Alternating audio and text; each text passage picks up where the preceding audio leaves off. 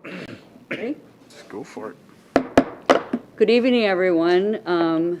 We will call our meeting to order. This is the county board meeting to discuss the draft budget and draft certified levy, otherwise known as truth in taxation. So welcome everyone in-house and joining us remotely, and we'll stand for the Pledge of Allegiance to begin. I pledge allegiance to the flag of the United States of America and to the republic for which it stands, one nation, under God, indivisible, with liberty and justice for all. All right, thank you. So just to introduce county people here, we'll start with, we have Administrator Lee Kelly. Hello. If you just want to introduce yourself. Mark DeLayden, District 3, which is St. Michael, Eastern St. Michael, east of County Road 19, Olive Otsego, and a small part of Dayton that is in Wright County. Michael Potter, District 4, is Albertville, west half of St. Michael, Hanover, Rockford, and Rockford Township. Christine Hewsome, District 1, which is the cities of Annandale, Buffalo, South Haven, the townships of Albion, Buffalo, Chatham, Corinna, and Southside. Derek Fetch, District 2, Clearwater, City and Town, Maple Lake, City and Township, Silver Creek Township, and Monticello, City and Township. All right. And Commissioner Burrell, who's joining us remotely. Charlie Burrell, District Number 5, the cities of Delano, Montrose, Waverly, Howard Lake, and Cokato, and the townships of Franklin, Woodland, Marysville, Victor, Middleville, Stockholm, Cokato, and French Lake. Just about the whole county. Yeah. A large percentage of all of the area. 35 and for sure. 40% of the land mass. Yeah, and also, we also have Bob Hevola, Auditor Treasurer. We have Ryan Kotola and Heather Lemieux in the Auditor Treasurer's office, and Christine Partlow, Health and Human Services, and Sheriff Derringer, and then members of the public. So we'll go ahead and get started. And one thing for people that just came in, that normally our Wright County Assessor would be here tonight in case there's somebody that has an issue with actually their property valuation, and that's something that we normally handle in the spring when we get our valuations. So the assessor and his staff aren't here tonight, and they also do have a sheet that you can sign on, and they will get a hold of you. Due to COVID protocol, they're not able to bring residents into their office. But this hearing is not a forum for residents to contest their valuation or their classification. If that's the purpose, then this is a sign-in sheet, as I just said, in front. And they will contact you during business hours on Wednesday. So you can, Wright would be the best time to contact you. All right. So we're just going to go through a little bit on Charlie.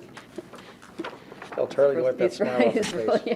Charlie, wipe that smile off his face. All right, we have a little PowerPoint presentation, and Administrator Kelly, I think, is going to. Yeah, let me get a few things switched around here. Go up with that. Should share. And maybe it's best, I'll just go over to the podium. Is probably the easiest way to do it for both folks here at home and in the room. So just a quick kind of overview of our budget for 2021. I thought we'd put together a few slides to talk a little bit about our process, how we got to where we are today, and a few slides on our budget.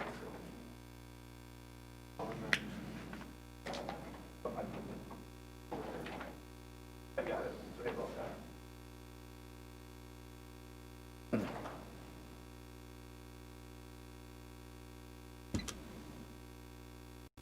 Oh, Frank, I'm sorry, I forgot to introduce you. And Frank from IT is running that end of it. Yeah, so if you're having any problems with the live stream or anything else, it's Frank's fault, so. That's why we have him here. Good. So just a quick overview of our budget process, which starts in the spring of the year.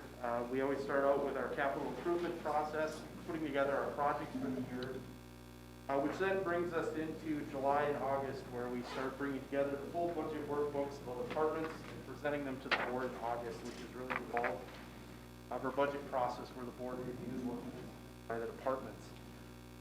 By September, this year, September 15th, we adopted our preliminary budget, which set the preliminary levy, which is to generate the statements that some of you have with you tonight. Hey, Lee, Yeah. you may want to move that mic over so those people at home might have a harder time hearing you. Okay. No, Okay. I was thinking the regular mic, because that one's for streaming. That was the one, that one's for Teams, the other one's for streaming. So fun in the era of COVID, trying to work through the mask. So hopefully it comes through all right with folks. So as I mentioned, we adopted our preliminary levy on the 15th of September. And the meeting we're attending tonight is the public budget meeting. It used to be known as Truth and Taxation, where we get comments and input relative to our 2021 budget. After this meeting takes place, the next step in our process is we have to submit our final budget and levy to the state of Minnesota prior to December 30th. So just kind of a quick overview. Commissioner Houston talked a little bit about the process that goes into valuations and when those go out in the springtime. Just kind of wanted to put this up as an overview of how this worked into 2020 here, showing when the sales study from the previous years is incorporated in, and how we get to the Truth and Taxation meeting that we have tonight. So, quick overview of that. Again, if you have questions regarding classification or market value, we do have sign-up sheets both out in the lobby and on the table here, and we will have one of the assessor staff contact you tomorrow to work through those. We thought it'd be good. Oftentimes counties are considered a bit of the invisible layer of government. People ask at times what we do. So we thought we'd just put together a few points about what the levy tax dollars that the county work for. We have 512, almost 513 miles of roads, 39 bridges, almost 4,700 acres of public land. Of course, part of one of our core services is public safety, from deputies you see on the street to the jail, county attorney, probation. We're also a partner in the Great River Regional Library System. We're responsible per statute for doing vital records and maintaining those. Public health, of course, has been a big thing in 2020 with COVID. And also financial, social services, supporting those that need assistance within the county.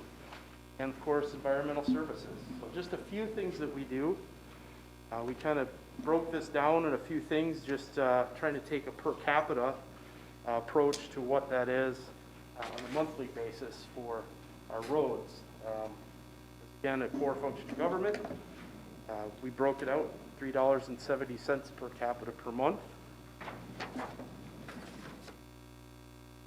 And parks and trails, broke that out with our 4,700 acres. It's up being about $1.49 per capita per month for all the amenities that folks can use and benefit from in Wright County. Emergency response. It's a big part of our budget. It's a big part of what we do at the county. $1,573 per capita per month. I mentioned a little bit earlier, we partner with a number of other counties as part of the Great River Regional Library System. It allows us to have libraries in many of our cities in Wright County for a much lower cost than other counties have that have to support library systems. So it provides a lot of services, between gathering places. Of course, people can check out materials from books, movies, so on and so forth. I wanted to talk a little bit about some projects that have been worked on and completed. You may have heard about CARES monies that came down from the federal, from the state to us. to do local recovery and help with costs related to the coronavirus. Some of the things that we did with the CARES funds this year, we wanted to get money to assist schools with distance learning and some of the costs that they've incurred they didn't plan for as part of COVID coming up in their school year. So $4.2 million we allocated to the schools in Wright County. Partnered with the Economic Development Partnership to distribute grants to small businesses and nonprofits. So that impact has been seen locally from those funds. A couple other things we're currently working on. We have the Government Center project going on the north end of town, up near where the jail law enforcement center and our justice center is. We've partnered with Trailblazer Transit and MnDOT, helping them to do an expansion on their current facility to allow them to put more buses on the road in Wright County to serve citizens. We've also worked to avoid using reserve funds as funding for our capital projects. One of our big projects right now is the Enterprise Resource Planning System, which will help us have consistent, up-to-date data for a lot of the county functions, both financial, personnel costs, many different areas. A few other projects that we've completed in 2020. The Justice Center opened in 2020 and is now operational. We've moved the law and legal operations to the north end of town with the courts, the judges' chambers, court administration, and the county attorney's office in probation. We also completed the Sheriff's Office Training Center, spring of 20. So going into kind of the nuts and bolts numbers of the budget, preliminary budget is set at a little over $153 million. Our levy, $82.5 million with a it's projected at 5% is our preliminary increase over last year's levy.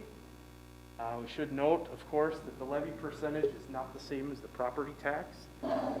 So a lot of factors go into how your taxes are calculated. It could be, live in a township or a city, that from the school, of course, from the county, have a special assessment. All kind of depends individually where you live and what your property is and classified. There's about 14 factors that go into that calculation. So we are fortunate that we're still seeing continued growth in new construction, just under 7%, 6.99. So that helps to offset the levy and keep that tax rate percentage. That's something we really focused on this year is we wanted to keep our tax rate flat. And I think bump ahead a couple slides here. One thing we are really focusing on, you can see on this county tax rate, over the years it fluctuated and it's hard for people to plan not knowing where that's going to go over the years. We've been fortunate, as I mentioned, to continue to see steady increases in capacity, but we fluctuated in tax rates. We've wanted to stay stable with county tax rate as much as our goal for budget was to try and capture some of that new growth that took place in the county here in 2020 going into 21's budget. But we also set out to lower our tax rate, which we were able to achieve. Backing up. So just a quick overview of revenues or the incomes that come into the county. You have various amounts that make up about 50% of what we have in revenues. And that may come from the state, that comes from charges or fees for services, federal and state grants. Approximately 54% of it is the remainder made up by property taxes.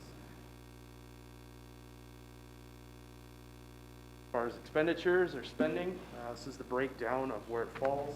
The biggest pieces, highway, public safety, and federal government, staff salaries, and a lot of the operations within the county make up about 3/4 of that pie, as you can see.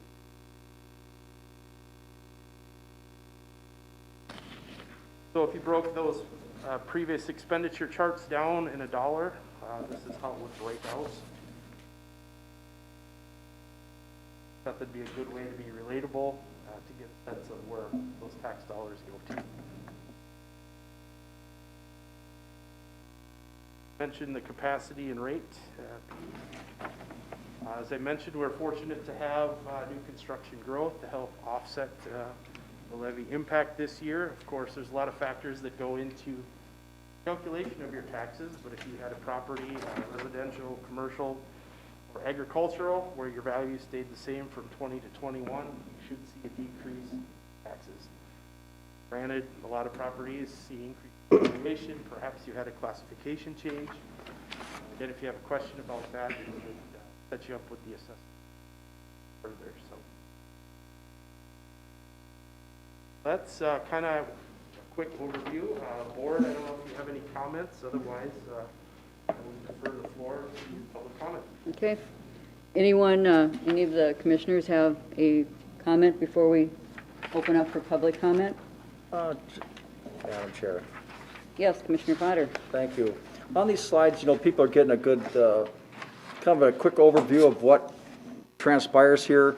Most core function of government things are there. The parks are not a core function of government, but they're a nice thing to have, and our people, that at least the ones I've been talking to, like our park system. We got a fantastic one. Our neighbors to the north are very envious of our park system. The other one with the libraries, I want to keep people in mind that we're delivering the library service 26% lower than every other library system in the state. So we're doing a good job. So what you're seeing here is a lot better than every other library system in the state. The other thing is that, and Administrator Kelly bounced on, was the tax rate.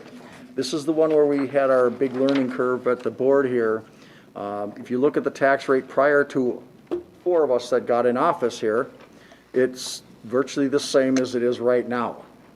We just had that little dip and then come back. But if you look at the history of the last 20 years of Wright County, we've done this same thing over. It's been ebb and flows too much, and we're trying to get a handle on this to make it flatter so we don't have that large dip that you saw and then have it come back as sharp.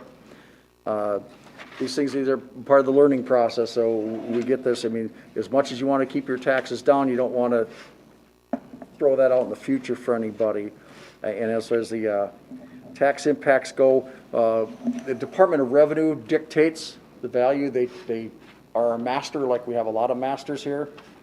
And if we're not 90 to 105% of true market value, they let us know very, very loud. And with their a couple of years ago, it was the ag properties that were taking the major increases, and now that's kind of settled down a little bit. The residential ones are taking a big increase now, but they seem like they're slowing down because most of those have caught up because the values have kind of flattened a little bit compared to last couple of years. And then, of course, what that tells you is that the next one that's going to fall again is commercial. It's going to happen again some point in time in the future. We don't know when. But those are just a couple of highlights. I want people to know that, all of us up here work real hard to keep these taxes down and try to keep it within reason and still run a budget that makes sense and accommodates the growth. And if you look at the increase in growth was basically 7%, the levy increase was 5%. We're trying to get that kind of the sweet spot where we're capturing the growth without really getting extra money out of your pocket, just trying to keep up with the services, because more people coming in, economy of scales doesn't work when people come in, because eventually they land at the doorstep of either Health and Human Service, courts, Sheriff's Department, or wherever else in here. You end up having to pay and accommodate for that. So the idea is having the people come in and pay their fair share. The philosophy has been up here that we're trying to keep our rate as flat as possible and just accommodate for the growth coming in, so we stay ahead of it, so we don't end up having that ebb and flow with that tax rate like we've seen in the past. Thank you, Commissioner Potter. And just to kind of add to your comments, the state has about 57, I think, different property classifications. I don't know how they can come up with that many, but actually in Wright County we have 37 different classifications, and those come from the state. We don't set those. We don't make those up. We have to fall within, when we do our evaluations, they have to fall in, as you said, between 90 and 105% of what the state says is true market value. So that's where it comes into the valuation of your property, of a statement that you got last spring. And Madam Chair. Oh, Commissioner Potter. Thank you. Madam Chair, I'd like Commissioner Vetch to explain a little bit about that nuclear plant with the Department of Revenue, that we had that problem a couple years ago, that we worked on getting a handle on that, the valuation before we hit the preliminary budget? So the nuclear generating plant in Monticello makes up about 8% of the capacity for Wright County taxpayers, which is an enormous amount of money when you consider the fact that it being the #1 taxpayer in the county, if you add up numbers 3 through 10 together, they don't pay what the #1 taxpayer pays. So that's an enormous amount for one entity. A few years back, they have a process where Xcel Energy can go through an administrative review to challenge their evaluation, because their value is not set by the county, their value is set by the state. So as a state assessed property, the state gives them an evaluation amount that basically generates how much they pay. They can then appeal it to an administrative board at the state, and the state just arbitrarily makes adjustments to it based on the justification that Xcel Energy has. Historically, those administrative changes hadn't been noticeable, but a few years back they made a large adjustment that had a large impact to the county. Such case after that, we cried foul to that process, and through the legislator and working with the Department of Revenue, we've come to a little bit better of an understanding in having a better notification process to avoid such impacts like that going forward. However, a few years back that was the case, and at the current time, we've mitigated it pretty well going forward, so. Yep, Thank you. thank you. I want to make sure that point was made here. Madam Chair, Commissioner regarding Glide. that too, was the other issue was that they never told us that till after budgets were done. So it was Right. never, we had no idea when it was happening and what, it was always a surprise Yeah, on what was gonna come. yes, it was not a good surprise. But at the end of the day, we budget based on need, not based on availability to cash. That is the #1 thing, is basically only budgeting what is absolutely necessary to meet the mandates that we have with the state and to meet the demands and the basic needs of the infrastructure and the systems that we have in place. When I say that is, what do we have for the parks that we have currently, which is not mandated? There is a certain level of things that we have to be able to maintain that infrastructure, so. Correct. All right, so I'm going to open this up for public comments. And these are just kind of some housekeeping things. We're required to limit your questions, comments to 3 minutes. And please go to the podium, state your name and your address for the public record. And also for the minute taker, if you could spell your name, that would be helpful. And also, every person wishing to comment on the 2021 budget certified levy will be heard initially before repeat opportunities are extended. And depending on the duration of the meeting, there will be a 15-minute break at the top of every hour. So if someone would like to make any comments, I'd invite you to the podium. And also, we do have a number of people that are joining us remotely. So if there's anyone, a member of the public out there that would like to make a comment, you can just raise your hand. And everyone that is joining us remotely, if you could please make sure you have your mics muted unless you're commenting, so. And those Sir? are live streaming can email us. Yep. So, yes, and if you are live streaming, you can send, you have the link to send to Administrator Kelly? Is that? Yeah, it's Do they all have primarily, the links? I'll watch to see if there are comments that come up through that. Yep, that's the other option, is emailing the comments, so thank you. Sir, you had your hand up? Yes, I want to speak right here. Yep, come right up to the podium, and you might want to turn the microphone a little closer to you, and you can state your name and your address. My name is Russell M. Anderson. My address is 6320 Boulder Ridge Drive in Rockford. Got a duplex townhouse there. My documentation that I have with me that references this meeting says the time for feedback is now. I have 3 times called the assessor's office in this building blown off, referenced this meeting, and never got a call back from the assessor. I applaud you folks for your excellent presentation, and you're holding the line on tax issues, because we're all kind of on limited finances these days, especially guys like me who are forced to retire because of disabilities, stroke, and heart issues.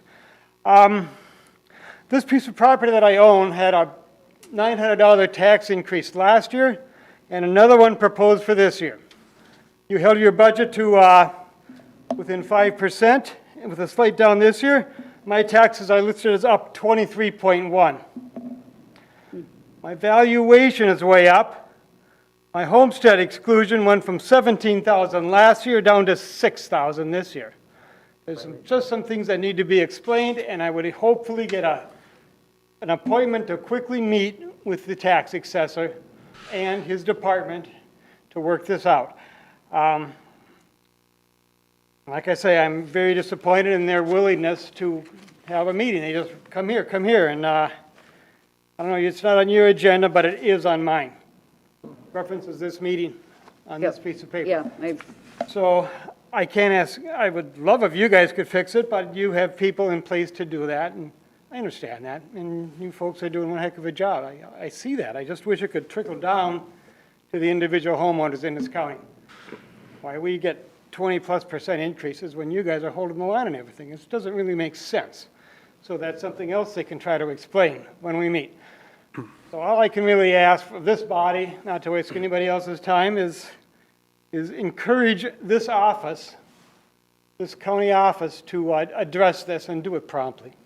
thank you. We will be sure that you get a phone call tomorrow. And I will do some more writing in the book out here, but as a person who's the proud owner of 3 new heart stents, or 13 rather, new heart stents and a stroke, I'm kind of tied up with medical stuff in the mornings, but I'm clear in the afternoons. Okay, And I do not appreciate seeing these ridiculously high spikes in my property taxes. Thank you. appreciate your comments, Mr. Anderson. And please do contact one of us. If you don't get a call back within the next, 24 or 48 hours, all of our information's out there. Otherwise, I'm happy to give you my information, because I want to make sure you get a prompt response to walk you through that statement and why. And a large amount of it is because of that property tax exclusions. And as home values increase closer to that $300,000 mark, it dilutes out that exclusion. That's just set at the state level. But then there's also the fact that your home value, and I don't know your property from anybody in this room, so I can't talk to why the assessors have it assessed at what it is, but it sounds like it is making a great impact to your taxes. Yeah, I can give you, if you are my representative in that area, it's a duplex townhouse complex that every other home in the place has the capability of 1 floor living, and you've got elderly farmers moving in after they sell their land. They got a lot of cash, but they don't want to have to climb stairs. They've worn themselves out. Unfortunately, mine's a split entry, so it really doesn't fit that category. But anyway, that's just to give you some insights. The details got to be worked out with the assessor's office. Sure, thank you. Commissioner Potter? Thank you, Madam Chair. Mr. Anderson, I understand your plight. When the value goes up, the homestead inclusion goes down. That's the state mandate thing. The other thing I keep reminding people that in the spring, when you get that valuation notice, because we collect taxes 1 year in arrears, don't discard that. That's the time to argue your values. Because once that value is set, then you're kind of stuck unless there was a fire or some extraordinary circumstance. So in the springtime, when you get that proposal valuation from the assessor's office, that's the time in the spring to come and do that. So last spring, maybe you had medical issues, you couldn't come here at that thing, then that's sad. Hopefully they'll be able to accommodate you in that. But in the springtime, a lot of people come here and the value is set in the spring of the year, and we're collect 1 year in arrears. So right now for 2021, we're getting last year's value. So that's the time in the spring, and don't forget to look at that, review it, scrutinize it, question it. Because that is your In the time shot. that valuation was done, I was out of the country for a couple of months, Yeah, and that's and the place was up for sale, and it wouldn't sell for $220, and now I'm at $267. Let's see, there you go. So you have good arguable information there then too. And Unfortunately, at this time, we're just not even allowed to make any adjustments, because we have to do it at the June Board of Equalization, and if you bring that arguable information to there, we could make adjustments to the valuation, but we can't do it at this time. Get through this meeting. It says with the exception of going to tax court, so it appears that is an option. It is, but otherwise, you're stuck with it this year, but when your evaluation comes out this next year, we can, Well, I don't want to argue this here, wasting everybody's time. Let's take it into the assessor's office and work it out there. great. Okay, thank you. Sounds good. All right, is there anyone else that would like to address the board? Can I make a suggestion, Christine? Yes, Is there somebody that wants you actually have to come up to the podium. Well, I don't want, I'm not asking a question yet. I have my list here. My question is two things. One, I see that there's 3 people with laptops in the room. That tells me that there's at least 2 media members here. And I think it's fair to disclose who those people are and who they work for. As well as, I know you're from the county, I get that. I think it's fair to disclose that to the people that are here. County. We actually County. did. No journalists in here? No, we, Okay, fair enough. we introduced them. So the other thing is, I don't know if there's anybody out in the other room or online that wants to ask questions, but now might be a good time to ask if anybody has and test that system out for the people that might be out there. Yeah, well, we know the system's working because we heard from Commissioner Burrell, but yes. So we will make sure, and I've asked them to raise their hand if they want to make a comment. All right, anyone else would like to address the board? Sir?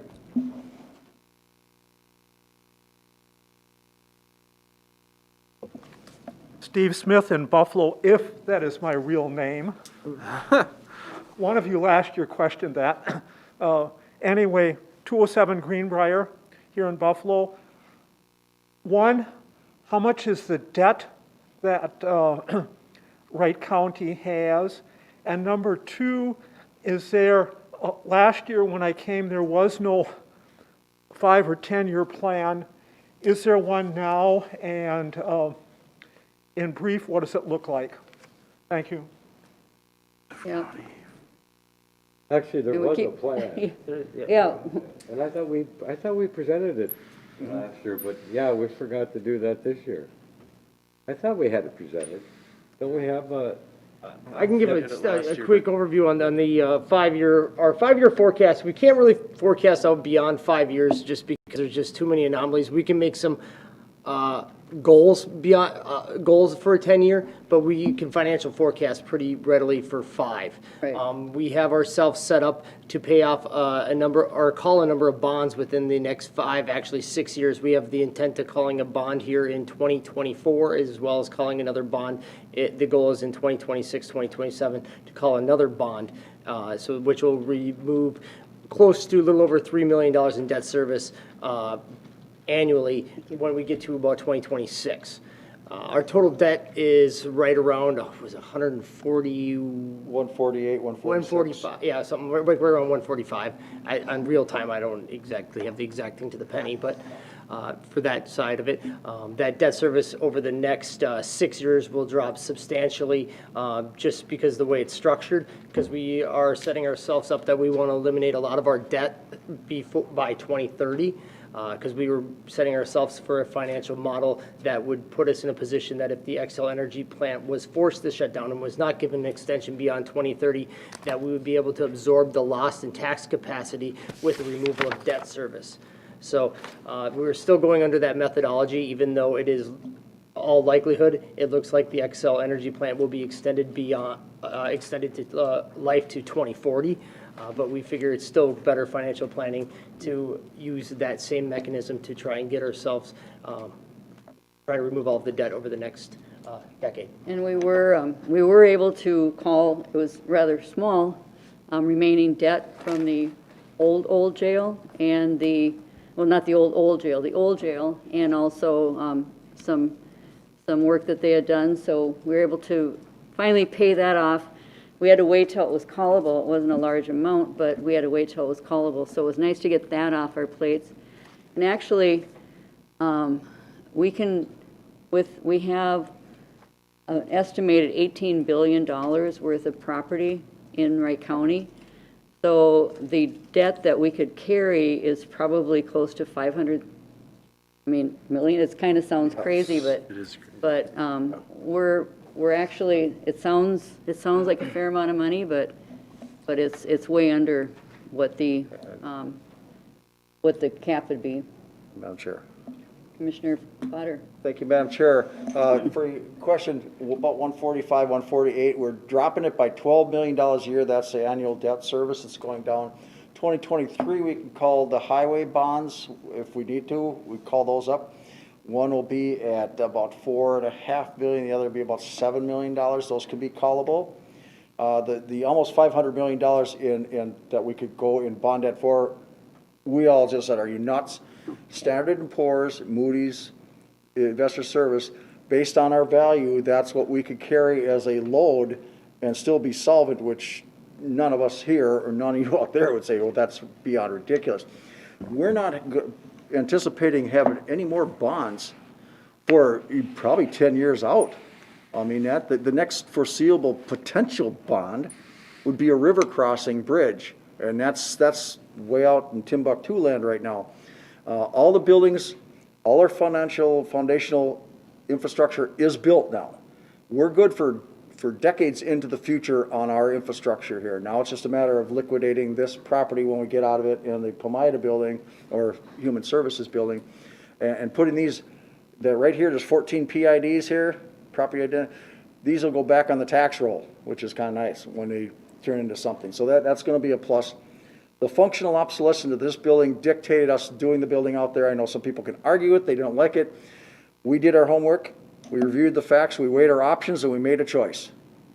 You know, and that's how you need to do that. We didn't just shoot from the hip and do this because we wanted our name on a plaque. We did it because it was the right thing long-term for the county.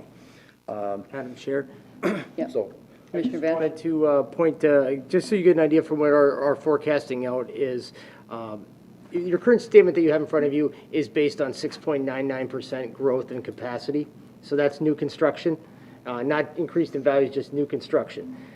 We, in our modeling, have been trying to take an approach of a more conservative approach of around 4% growth. So what we are actually getting on your current statement right there, and what we're forecasting at is 4. And based at 4, our goal is to be able to keep that tax rate at about a 43.5, which is the current tax rate we're at right now. So our forecasting model is strong that we should be able to keep taxes literally as flat, and there is even possibility for us to possibly have some potential chances to drop things down if, depending on what things shift at the state, because the state is looking at a deficit, and that tends to end up putting pinch points because they tend to push their debt problems out to more local governments. But even if there was some cost shifts to us, we're well positioned to be able to keep our tax rate flat, which means that your taxes should stay relatively flat without the increased value on your home. That's been our real goal, to not have those fluctuations, and it just will make it much easier. I mean, like we said, we can't control what the property values are, but we can do our best to keep your taxes, pretty level. Madam Chair, one more item. Commissioner Potter? Thank you, Madam Chair. And keep in mind that this county has gone from a AA to a AA plus rating, which we get a rating call, Standard & Poor's and all these, and their comments to us, and they're outside, they don't have a dog in the fight, they just look at us for investors. We are very strong financially, we put ourselves in a strong position, we got good fund balances and this, that. They were saying a couple little things they want us to do, but otherwise the rest of it it's a strong financial house here. And I'm just let everybody know that Wright County's on the cusp of being a AAA rated county if they choose to do it. There's a couple fund balance issues you got to resolve to get there. And if that was to happen, we'd be one of few, if the only county under 200,000 people to have a AAA rating in this state. And that's kind of the brass ring for financial stability. When your people are looking for how you're doing, businesses are looking how stable this is. I mean, again, we're not going to see any bond debt, any new bond debt for a long time. And this just gets better as time goes on for us financially, just stronger and stronger. Now, Commissioner Potter, I just want to make sure that we don't paint a picture that it's because of our fund balance is low. Our fund balance is actually quite high for the size of our budget, but because in order for us to get that AAA rating, we don't have the capacity size that they would like to be Right. able to get that There's a- standard. there's So a that's few the reason we factors say to it. our There's a fund few balance, we factors just in it. don't have enough tax, we don't have enough property valuation to ever get that AAA rating yet at this point. So that's where we're saying you'd have to have more money in the bank, but you wouldn't have that much money in the bank if you're not that large of a tax capacity. Few factors, correct. Right, Yeah, and so- I mean, just as a little side note, we actually have increased $1 billion per year, I think, for the last 3 years. So I mean, all of a sudden, it seems like it's gone rather exponentially, our values, property values, so. Anyone else like to make a comment? I'm gonna go last. Oh, right. All right, yes, please step up to the podium, sir. Thank you, Commissioners, Wright County staff, and members of Wright County. Brandon Hannabuff at 16256 County Road 7 Northwest in Clearwater, apparently the smaller community of Wright County yet. Could you please spell your name for our person that's taking the minutes? Yeah, last name again, or? Yes. Yep, Hanebuth. Thank you. Yep. I want to start by saying I applaud the board members for getting as close as you have been able to get to that AAA rating. I know it's not an easy job, and you're under a lot of scrutiny all the time.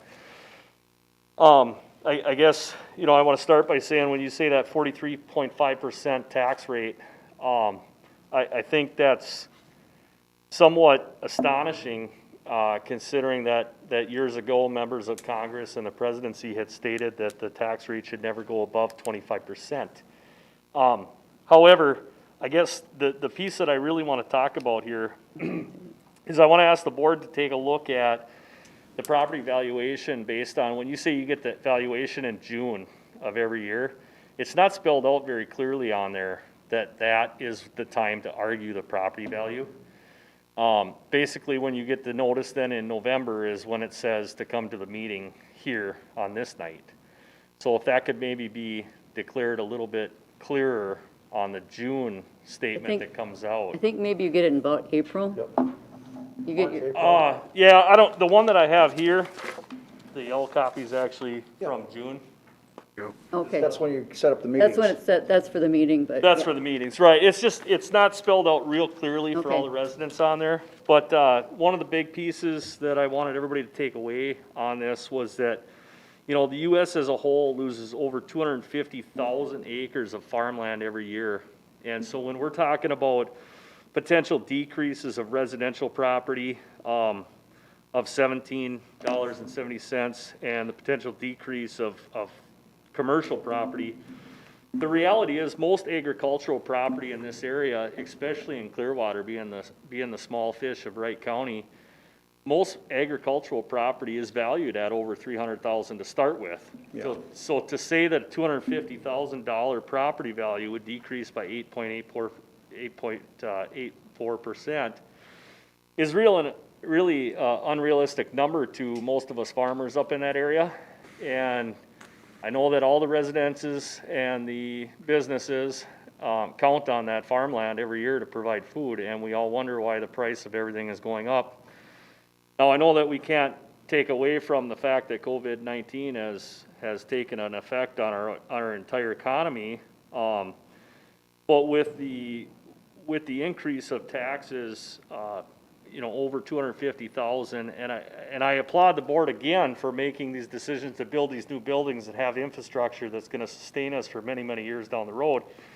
But I know for a fact that 90% of them workers are teleworking at this time. Now, is that something that this board could look at and say maybe that infrastructure is going to by far outlast what we think it will Right. for the next 30 years?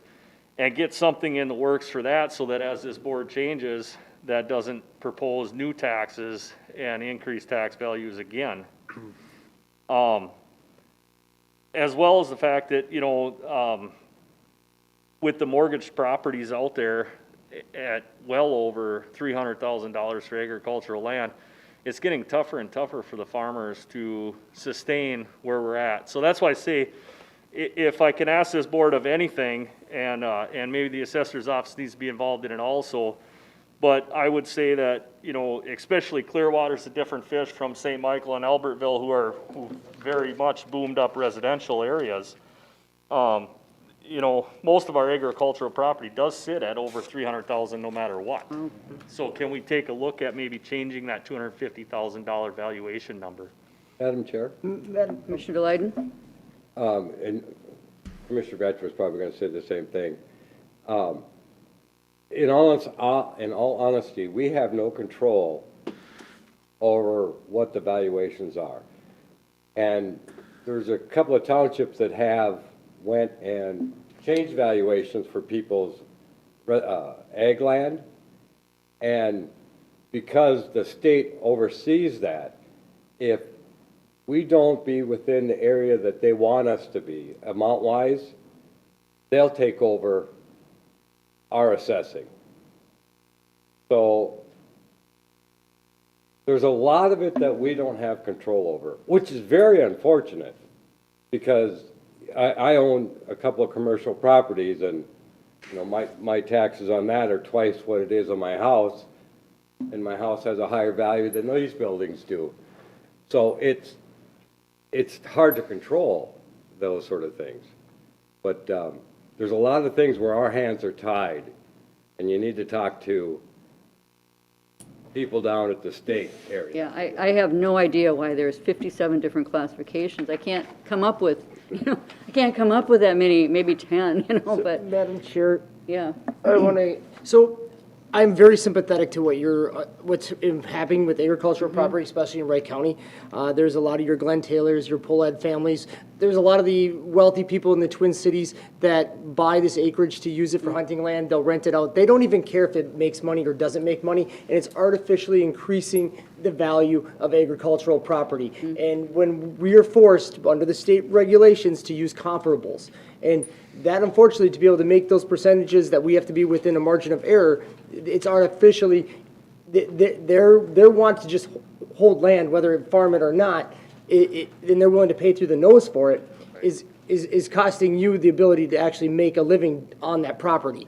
Correct. Now, at the Board of Equalization, I've told people, I said, I'm willing to work with you to go down to St. Paul, and we have to make some legislation changes to be able to mitigate that. Because we have to understand that there's people that are holding it for the actual purpose of making a living on it, and there's people that are holding it onto it for recreational property. And we have to differentiate that. And that's going to take a legislative change. So, I appreciate that, Commissioner Betch. I would hang around till the end of the meeting if I can get a card from you or Yeah. something. I mean, whether it's creating another classification or deciphering those two properties Right. separately, I'd be all for that, but I'd like to discuss that a little more if this board has nothing to say about that $250,000 number, if that's determined by the state. that's that one I couldn't do anything. And the other thing I wanted to differentiate is that 43.5 tax rate isn't like percentage of money that you pay. That's just a rate. That's like, you take that rate times your individual capacity, and that's what you pay. It's not like when the federal government said nobody should pay more than 25% in taxes. We're not saying that you're paying 43% of your property value in taxes, no. Right. So. No, that's- I understand yeah, that. that's a It's totally kind of different number. Kind of a play on words, Commissioner, but Yep. I know that there's other taxes that come into play a lot of times. You Yep. know, there's numerous taxes. I mean, it turns, you pretty much turn around. I mean, you could go to Europe today and pay 25 cents to use the restroom. I would So, love to have a 25% there's- tax rate. but- So, all right. I appreciate your comment about the telecommuters or the teleworkers, because actually when we were planning the government center, Health and Human Services had started a telework program. This was, 2 years before COVID hit. And so their plan was, at that point, we had the capacity to send, like 12 out per year. And so are we up to about, well, Fine. aside from all the people that are teleworking because of COVID, but basically, we're going to work up to 48 people. at that time, and we planned our building with that in mind, so that we would not just be, building a real extra space, what we didn't think that we would be needing, so anyway. And like I say, I do applaud the board for that foresight in taking into account that there probably won't be another bond for quite a few years. It's just unfortunate that we see all these school bonds and levies. Right. And bonds from the county buildings being built and none of them being used. Just like the gentleman that unfortunately left, I haven't had the experience where not to get a call back, but I do know that it does take extra amount of time now to receive calls back as everybody's teleworking. Yep. The voicemails state right on them that everybody's teleworking. So I know it slowed everything down, but I would hope that we could at some point get back to a normal society we hope so. and function properly. Amen to that. Yes, Well, thank you. we're waiting, Commissioners. yes, thank you. Anyone else would like to make a comment? Oh, right. Lane? Is there anybody else online or? Yeah, if I have no one, is anyone that's joining us remotely, would anyone like to make a comment, or have you sent in any written comments to our administrator? And Charlie had his hand up, but I see he put it down Yeah, again, so. he didn't have it up for very long, so. Commissioner Burrell, did you have a comment? He's not the public, Connie, No, I Madam know. Chair. Madam Chair, the only thing I was going to mention earlier, and Commissioner Potter kind of covered it, even though we have this, quite a bit of debt, but we have the assets, we have the buildings to back it up. You read in our National Association of Counties, and there are counties across the country, especially when you get out to the East Coast, Illinois, that are basically bankrupt. They have, like, if they were our size, they would have that $500 and $600 million of debt, and their credit rating is junk. So I think that the residents of Wright County can be proud that we are maintaining, and I think it helps that we've had conservative boards in the past, and I think Wright County will remain a conservative county that way. So. I think most people know it, but I just wanted to reiterate that. Thank you. Mary Wetter, you have your hand up?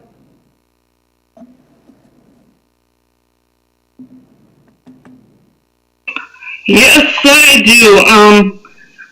On your presentation, you talked about the dollars and the cents per capita per month.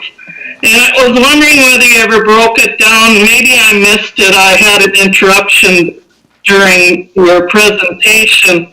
How much dollars and cents per capita a month does the Health and Human Services That wasn't done. break down to be? That was not on there. However, if you look at the slide where it talks about the amount, how every $100 is spent, basically, and human services is, Mary, I was going to say it's not a whole lot less than the sheriff's. And the sheriff is $15.73 per capita.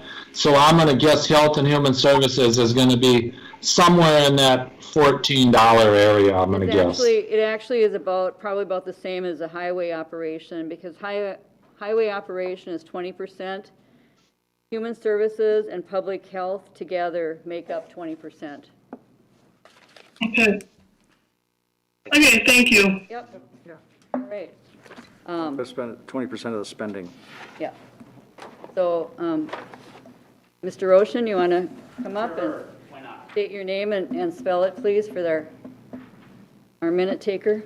It's German, most people in Wright County are German, so they should know it. It's Lane Roshan, I'm in St. Michael, and I know you guys are used to hearing many things, and some of the things I'm going to mention are just continuation of prior discussions at these meetings. So I'm going to hit them one by one, if that's okay. And if somebody wants to raise their hand and they want to, I'll take a break and sit down for 3 minutes or whatever else until they get done. So again, thanks for allowing participation. I know you have to do it, but it does make a difference that citizens can provide input. My first, I just wanted an update. I know, Derek, you mentioned that the the nuke plant, the issue, which we've talked about for the last couple of years. Can you give an update in terms of what not CenterPoint, Xcel Energy, and then what's happening with the nuke plant in terms of its longevity? Sure. And its valuation? So as of currently, they are in the process of, they just completed their integrated resource plan, so they're submitting it to the PUC. So that'll go to the Public Utility Commission to render findings on it. That could be as short as a 6-month process. It could be an 18-month process. There's no real hard and fast timeline that they have to react on it. That's just in previous time periods, it's been anywhere from a 6-month to a 24-month process. Once they make their recommendation and reviewed it, then we have to wait one legislative session so that the legislator has the ability to take action. If the legislator takes no action to do against the integrated resource plan, then it gets to move forward. Then at that point, they have to apply to the Nuclear Regulatory Commission for a certificate of need. That basically taking the information from the Public Utilities Commission and applying it to the Nuclear Regulatory Commission then for that certificate of need that would then extend their life to 2040 and potentially to 2050 outwards. The valuation pieces of it, their value is increased slightly. Every year the Department of Revenue says they grow them like this. They always argue it back through the administrative process, and it basically just kind of, they get just a 1.5% to 2.5% increase in their valuation is kind of where they end up negotiating out. So it's increasing in value, just not at a very expanding rate. Now, however, the state assessed properties go through a process called apportionment. So they take all of Xcel properties across the state of Minnesota and they put a dollar amount saying that all Xcel property is $1 billion. The state does. And then they apportion it out to each little plant in each transformer station throughout the state, whether it's the Sherco plant in Becker, the King plant, or the Monticello nuclear plant. Now, there's a big shift that's happening because the reapportionments are going to change dramatically in the next 6 to 8 years because the coal plants at King and Sherco are going to natural gas. Now, that is going to take a value drop on them, and that's going to reapportion that value out to places like Red Wing and Monticello. There is a good likelihood because of the infrastructure and upgrades that we're having to put into the plants that we could get a larger apportionment, meaning more value of the whole. But the board has taken the conservative approach? We're taking the Yeah. very conservative approach, but that's where I'm putting into my methodology, knowing that that's a possibility, but not actualizing it gives you more safeguards. Right. Yep. Okay. Financially speaking, I understand that there is plenty of concerns in the county regarding COVID, but what's been the impact for this year, and what's the probable or the most likely impact financially speaking for the county for 2021 for COVID? Well, we've changed our fee schedules down. I mean, Yeah. we didn't actualize as much revenue, but we were reconciled through other mechanisms of cost savings that we had just through non-operations. So we ended up being quite flat this year. There is a potential chance that we'll see a greater increase in services in Health and Human Services coming into the next fiscal year. Hard to know what that would be. A lot of depending on what the demand for those services are, there's cost shifts with the state, but not knowing what the cost shifts could be from legislative session to session. And based on the time studies, you don't know what you'll get out of that because we're seeing a large increase in mental health cases. Large increase. So that's probably the biggest risk to us is the Health and Human Services in this coming year. So some of the services just may shift, in focus, and as we're looking at, some of those mental health issues as being a big one. We don't have, I know it's all wild guess stuff. Yeah. Yeah, But I would also say that we have positioned ourselves well enough in being able to mitigate, because in this budget, we put together a budget that we feel puts us healthy enough to not have to come back to taxpayers unless we see some exorbitantly major increase. I mean, we're predicting that there's going to be some increase to it in this budget that we have before you. Okay. The next point is prioritization. And so my question is, because being a small business owner, I always look for things to squeeze out of my budget for the next year. What is the county doing to squeeze out of spending that was in the 2020 or 2019 or 2018 budgets that is not going to be in the 2021 budget? What is in this budget right now, or what was in this last year's budget that's not in this coming one? I'm asking, what are you eliminating? What are you reducing in terms of spending? Because I don't like seeing a 5% increase on my taxes after seeing multiple double-digit increases a couple of years, plus 4 or 5% on an annual basis. I don't like seeing that. And that'd be the first place I'd look to say, for me, I'd say, hey, that's too expensive. I want to cut that back, right? So what is the county doing to try to mitigate that? And I'll get to a different point later on in this discussion, but what is the county cutting out? And I don't mean cutting out from what the department heads say, I'm saying cutting out period, or reducing. Whatever the state allows us to. Yep, basically. So, Mark, can you give me some examples of what those might be, if there's anything? There is none. There Well, I is can none. say that we've cut dramatically the amount of funding that we put into Trailblazer because of wagering ourselves better funding through MnDOT and putting ourselves into a better position with that. We've cut that line item by almost 50%. I mean, we started out at roughly around $200,000 investment. I think we're just Lee, correct me if I'm wrong, we have 90,000 in there now? I think we I cut- believe it went down to 80 in the final. Yeah, I think I've cut it over 120 over the last 2 years in that investment into that organization. It might just come out of a different pocket of the same taxpayer, right? Because it's coming through MnDOT? Well, I mean, yeah, I mean, Right. but I'm getting other people outside of Wright County people to pay for it. I mean, Right. Well, they're still paying for they're it. still paying for it, but yeah. So I heard that. Was there anything else? Well, there's a lot of them. We can look at the fact that safe communities and the stuff, our out-of-home placement costs from Health and Human Services dropped dramatically over the last years, which is good. That goes to show that some of the initiatives that we've taken through some of the, partnering with some of the nonprofits is starting to have an impact.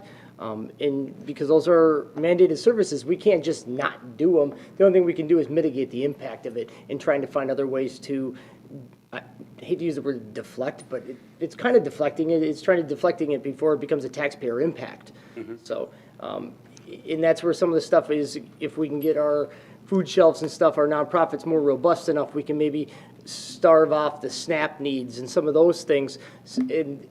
But we're starting to find those nonprofits and being able to partner with them so that we can lower those costs to Health and Human Services. Yeah, Safe Families is just a wonderful thing. It's a volunteer with the faith communities and helping to step in to help prevent people from getting into the foster care system. So we're looking at a lot of those kinds of initiatives, but, you know, it's baby steps. I mean, certainly we had a lot of cost savings this year just because we couldn't go to our normal conferences. We weren't traveling. I mean, so some of those cost savings are probably going forward in 2021 also, but Commissioner Burrell has...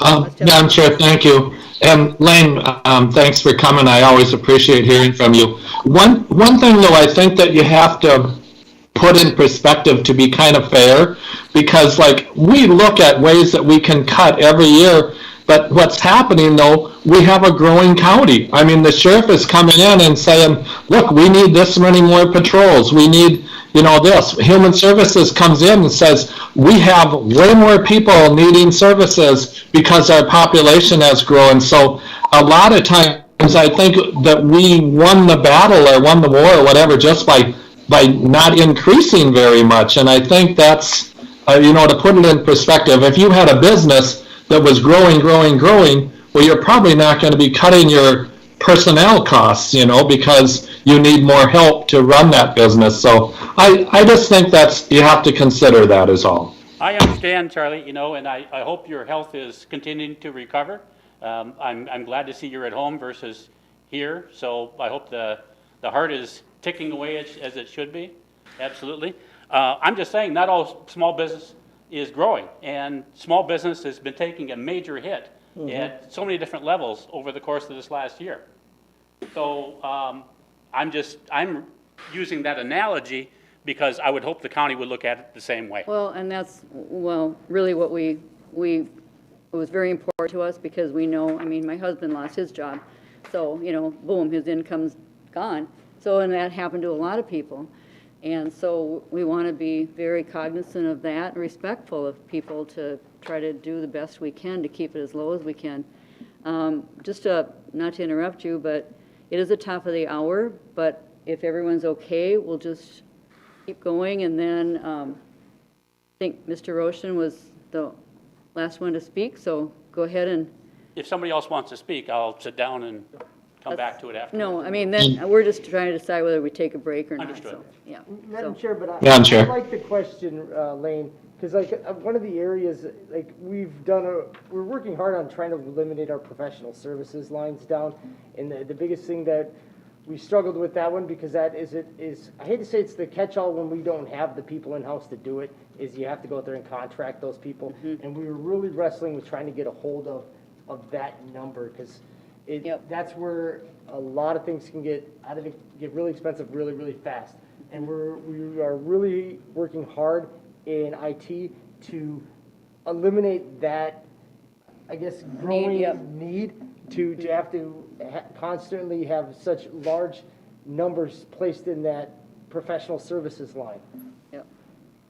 So, What percentage approximately of the county budget is directly driven by state and federal law, mandates, whatever else? I hear almost 100%. No, it's No, not it's there. not. but well, that's the. Besides parks.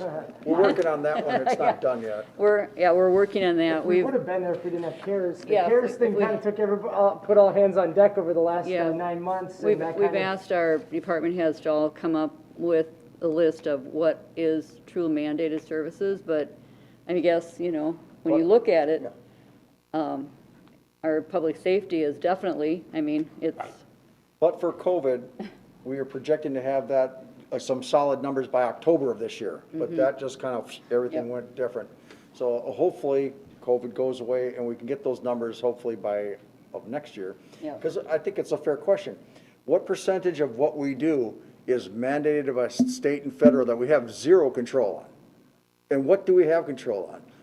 The big ticket item in here that we got control on is the parks. And highways. Yeah, the highway's core function of government, though. We have to. Well, it's It is. not mandated. Roundabout versus four-way stop, who knows, you know?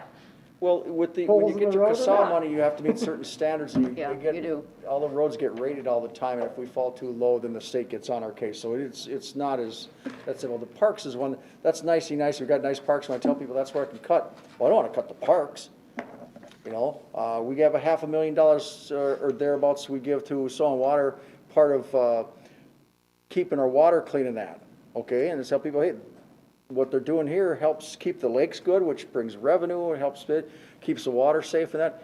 These are things we don't have to do, but we do because it's the quality of life with the amount of lakes that we have in this county is important.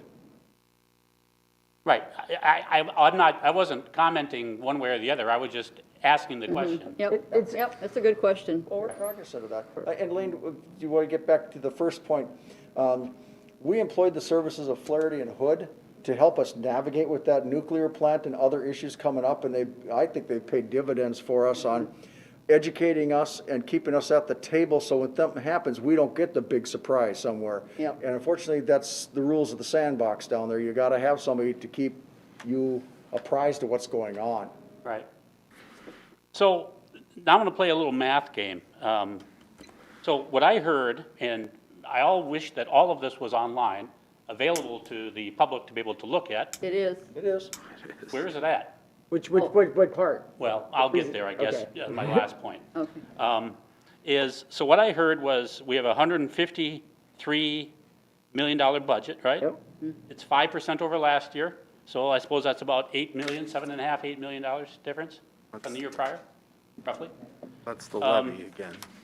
7% growth in taxable capacity, right? How much of that is in valuation versus new buildings out That's west? all new. That's all new. Everything's new. construction. Just New 7% stuff, is all not new. existing values All new. going up, all new stuff. So none of it's increased valuation. Nope. Right. So really, the number on the taxable capacity is higher than 7%. if you really want to look at it that way, because that's the true We don't want to answer. look at that way. We want to say, okay, you've been here, your value's here. We just want to pick off what the new stuff coming in because they're going to be extracting services. Eventually, you and I that have been living here are already paying the freight. The new ones coming in, they got to make sure they pay their freight. So we try to make it so it's just on new construction, not existing values, because existing values can go up and down all the time. You know, 'cause Yes, remember the but recession? they haven't, but, okay. Well, when the recession hit, what happened to house values? Well, that was 12 years ago, and Okay. so History I'm not repeats saying it itself. can't happen again, and it will. might, It will happen again. right.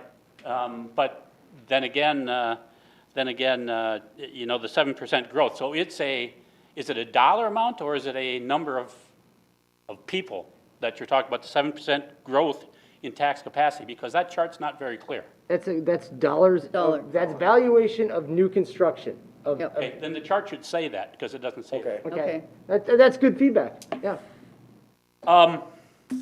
So what I also heard was that we have $145 million in debt, and we're burning Million. off $12 million. About, great, yeah. Yeah, about that per year, right? And that we have no big capital projects down the road. So everything will be operating expenditures. Pretty much, right? Which, whether one could conjecture they should be increasing, it's a different question. But let's just say that they do increase slightly. But if you take off $12 million out of the budget on an annual basis, I would hope that taxes for the individuals and the commercial properties, they all go down. They should. If you're burning off $12 million that you're no longer spending on an annual basis. It's not spending, it's the amount of debt load goes down by the $12 million. Okay, the budget is So still the down. budget is still, we didn't do the backloading of debt like it's done in the past, where we made it really low on the front end and peak on the back end. We made it a little flatter, more amortized straight, so we don't have those future surprises coming at us.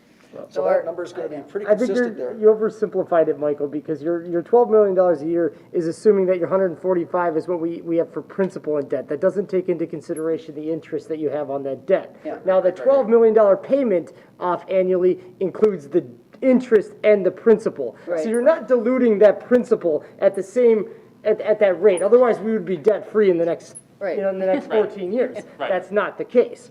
Now, will we, by 2030, have substantially less debt load? Yes, we will probably be in the nature, right now we pay about, like you said, around $12 million in annual debt service. By 2030, we will be hopefully in the neighborhood of around $8.5 to $9 million in debt service. Now, if we have continued growth, if we predict at 4, and with the debt service coming down, should we be able to possibly get ourselves into a tax rate of around 41, 40, yes, that's by 2030, that's very, very possible if we maintain our reserves at the same rate and if we keep a conservative approach to our union negotiations, and as long as we basically don't have any major cost shifts from the state or any kind of major unforeseen catastrophes, yes, then we are predicting to be able to have a 43 and be able to slowly work our way down to maybe a tax rate of 40. Right. Yep. And if, in fact, the assumption is 4% growth, and I don't mean taxable value, because Yeah. that could go up and down, you know, all that, how that works, but 4% growth in terms of new construction, if you will. Yep. That should mean that, as you say, tax rates should not be any higher for anybody. A few exceptions, some down, some up, right, I get that. But that taxable amounts should go down for people in Wright County over the course of time if, in fact, that 4% growth is incurred, because there's no big capital projects that are coming to bust the budget. And that's pretty much the goal. The goal is intent is to be able to keep us at that 43.5 in flat, or if we can move it down. I mean, like I said, in the short side of us getting a huge craze of riots or a huge influx of cost shift where they're no longer going to pay for child protection case and cost share them with us at the state, yeah, well, then all bets are off. But I've connected with ANFA. I have them come to Monticello next week. Blaine? if you want the tax bill on it, hey, I'll go. I'll be wearing a mask. You won't know who I am. Well, Blaine, another factor is with the growth coming at us, We're at, what, 54 plats this year, just like last year, and it takes a while for them, like those 1,500 houses, Lenneman Farms in St. Michael. They're not all gonna come on the same year, but we know for the next couple of years, we have enough growth to sustain us for quite a while before anything else. In the last, like 54 plats the last 2 years in a row, and it's showing no signs of slowing down in some places. I know Otsego got, both wastewater plants got expansion permits, and they're selling a house, what, 300, 350 houses a year there. It's craziness. People are moving here. I don't know where they got these jobs that are paying that 400, 500 grand for the houses. I don't know, but it's not slowing down. It's just, Well, you know, there's always the other side of the nickel, if you will, when you start seeing people buying that many expensive properties, is that could also put the communities and Wright County into a really bad situation when the time comes that a recession happens. You know, I've said before, I'll say it again. I've been trying to keep track of that, is with the COVID thing, how many people are in foreclosure, arrears on their mortgage payments. We haven't seen the big number here. Some of the big metropolitan areas out east have already starting to see some of the trickle of this. We haven't seen it here yet, and hopefully get some more numbers here in the next couple of months to see how many people are 30 days behind their mortgage, 60 days behind their, because those are the key indicators when stuff's happening, when people are starting not being able to make their payments. Usually the crap hits the fan within 2 years of that. Right. Well, you know, I think we all know why people are moving out to Wright County. At least a good percentage of them is still because of better house values, but also because of the crap that did happen in Hennepin County this year, and people have said, that's it. I'm going to raise my family elsewhere.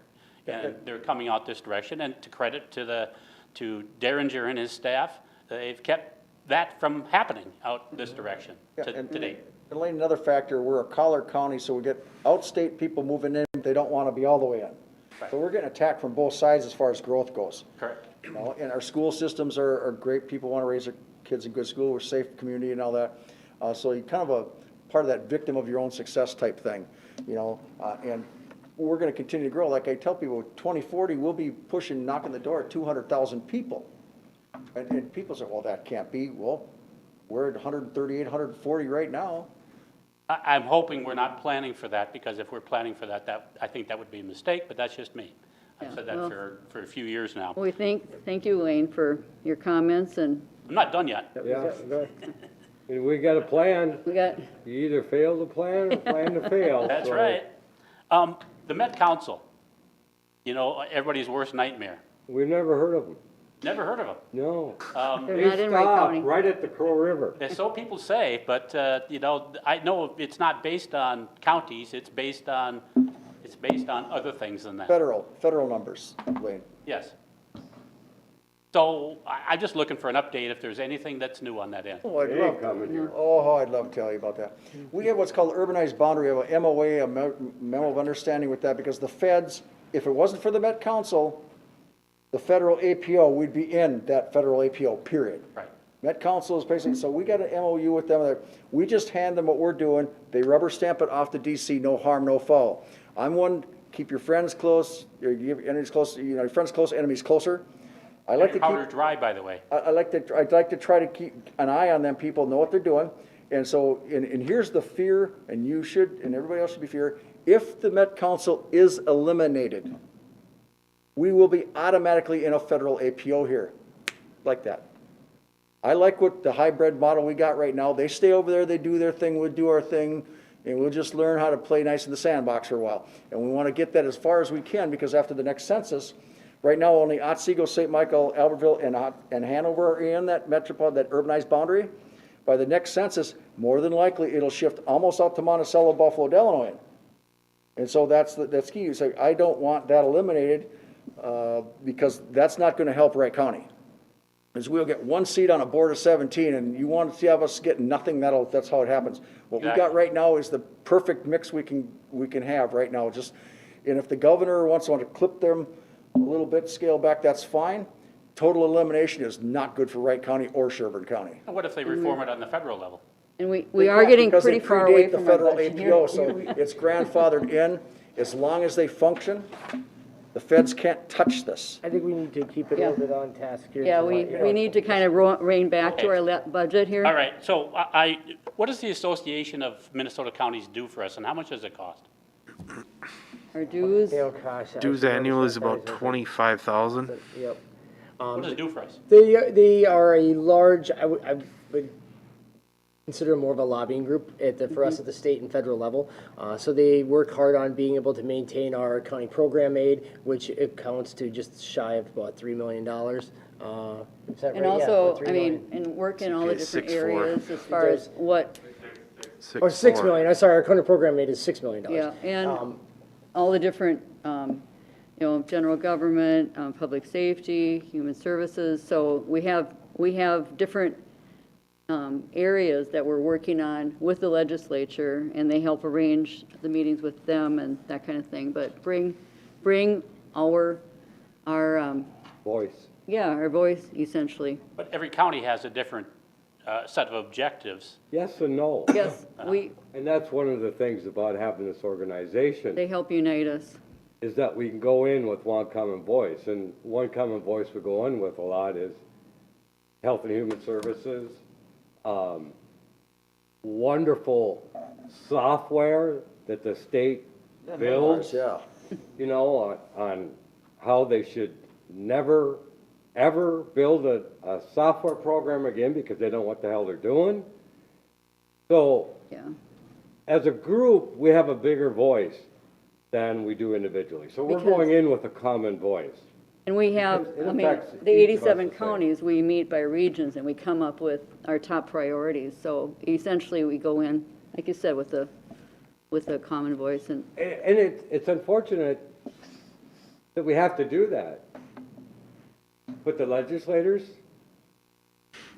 they listen to all sorts of different lobbyists and private businesses and schools, and you name it.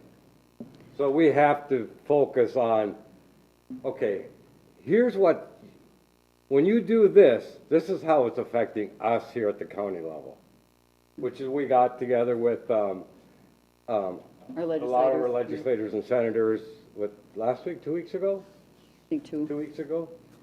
And to tell them how, what they do affects the residents of Wright County. And a great example is, as Derek has been pushing, is they closed down the DMV driver's testing here in Wright County.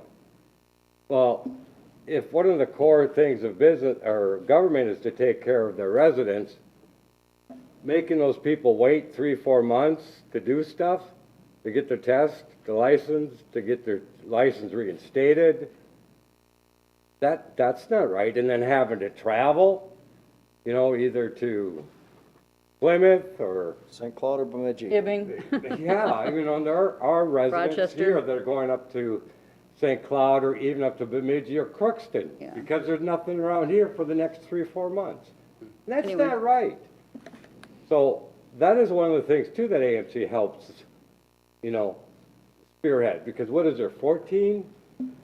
I think there's 14 licensing.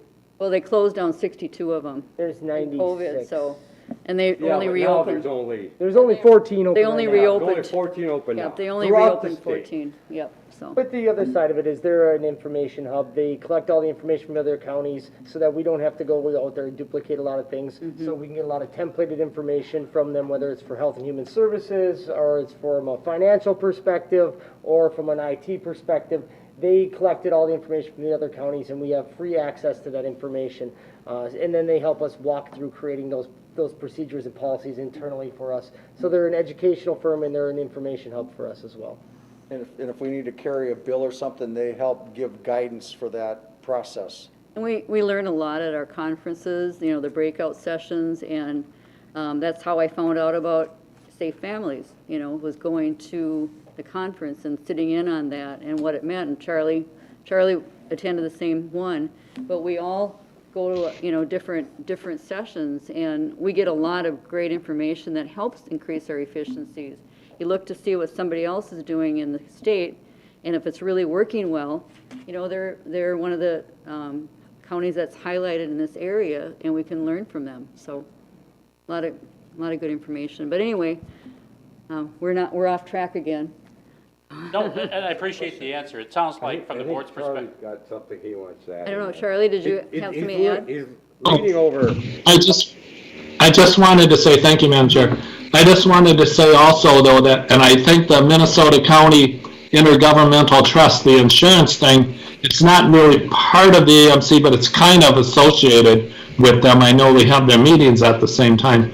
But, Lane, what you should be asking about is the National Association of Counties. And I did try to get us out of that during budget, but I was not successful. And it's not a huge expense, but it really bothered me when they put out their magazine and showed all these county commissioners marching with these protesters out east. And I'm like, I didn't think we needed to be part of it anymore, but anyway, that's my point.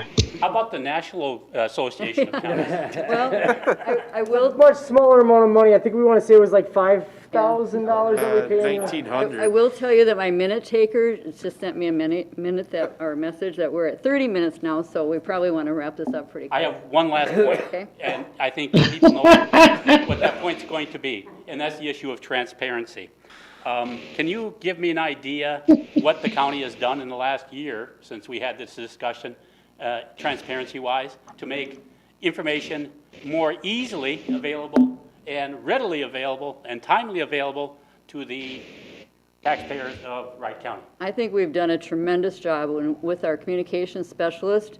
He gets information.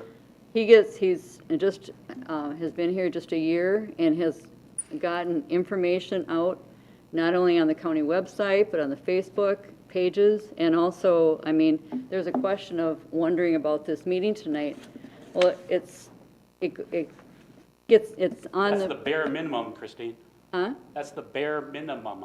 I'm just saying that that's one avenue. I mean, this is one place where this meeting was listed, but it's also on our county website, and so, I don't know. So Our meetings are live streamed, Yeah, one of the things, COVID has kind of made a mess out of things too, because he does put something out on the front page, regarding things like this.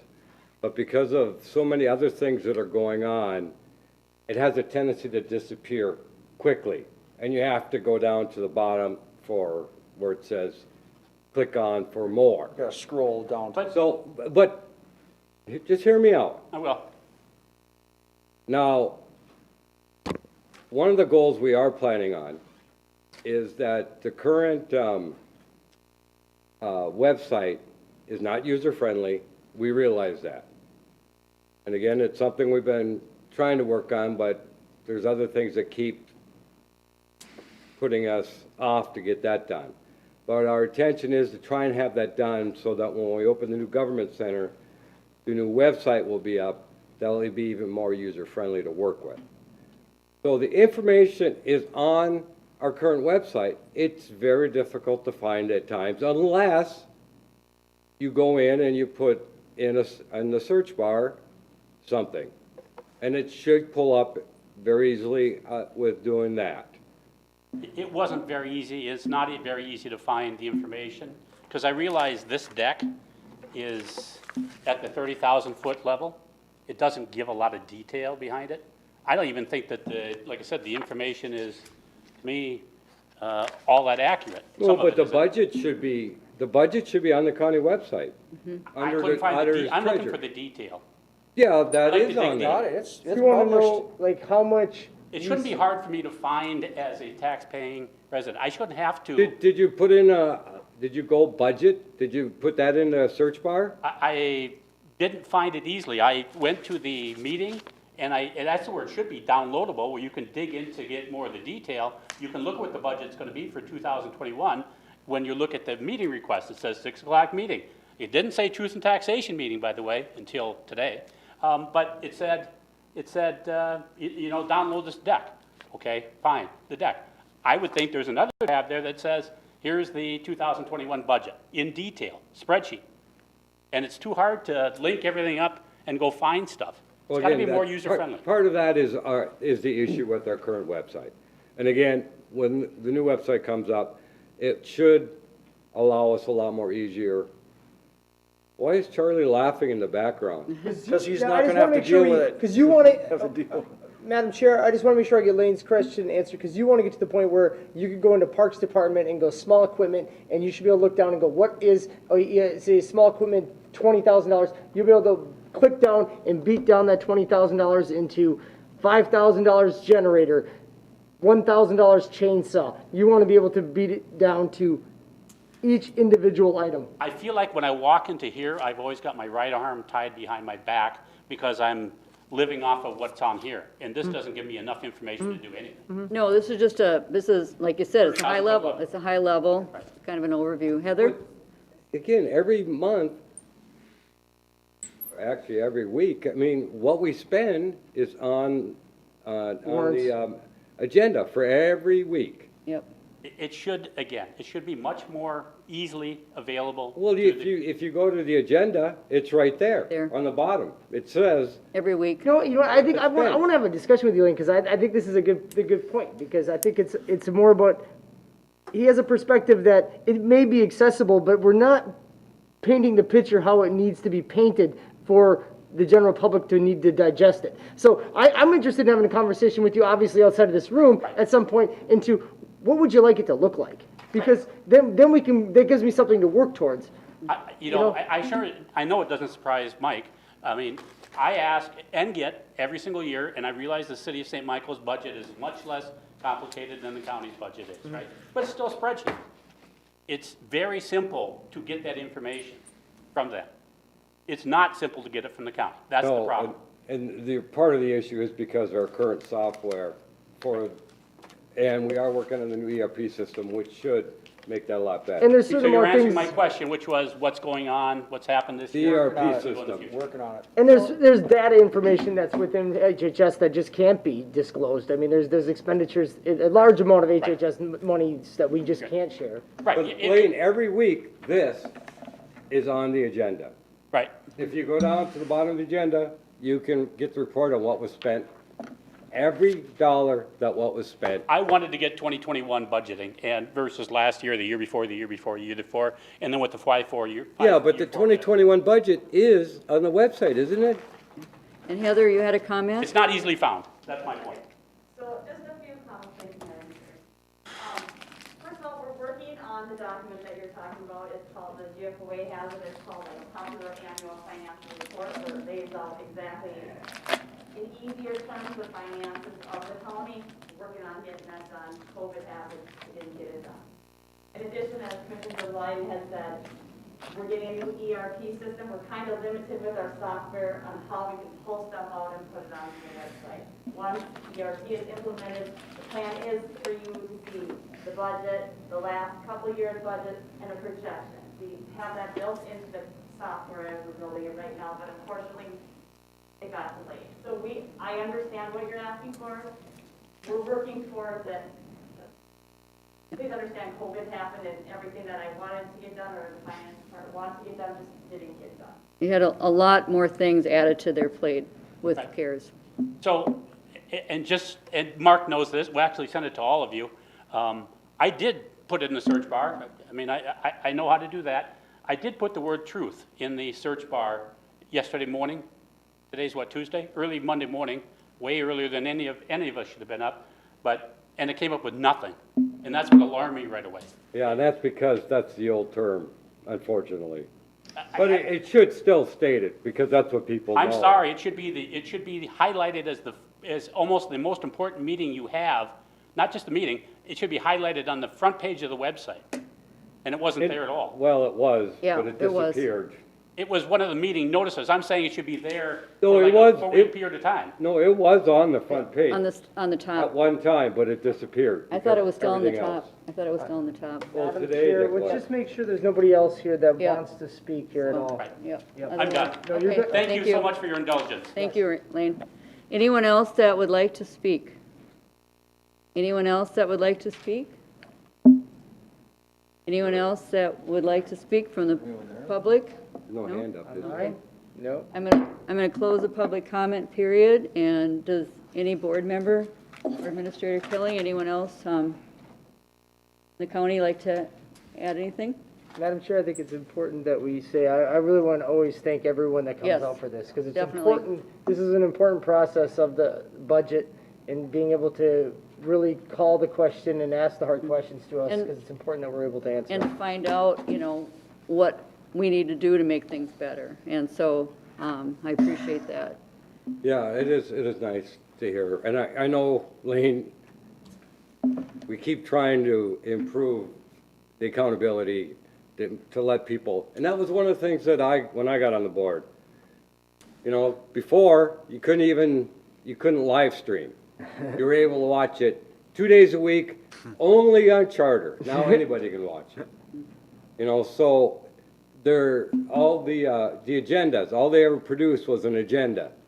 All the additional support documentation was never out for the public. We are trying to improve things, and I think we've come a long way.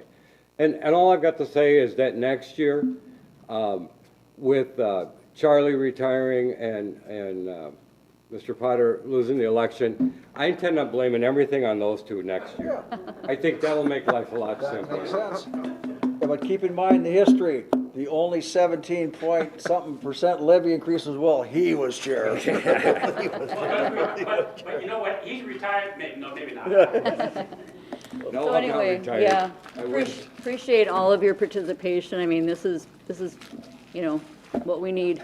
So, thanks, everybody, and thanks, to our Auditor Treasurer Department for stellar work and continuing to keep the books. Thank you. All right, Thanks, everybody. have a good night.